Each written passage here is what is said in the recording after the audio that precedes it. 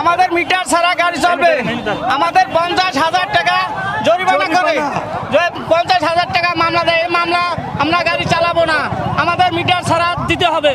আমরা গাড়ি চালাবো না, আমরা মিটার মানি না।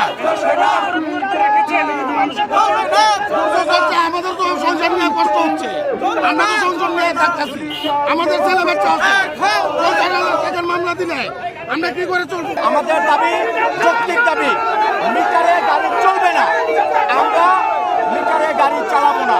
এই মিটার বন্ধের দাবিটা আমরা রাস্তাতে নেমেছি।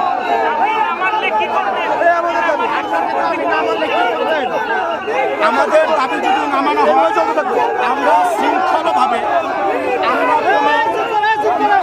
আমরা কোনো রকম কোনো অরাজকতা সৃষ্টি করবো না। আমরা আমাদের দাবি চালাই যাব।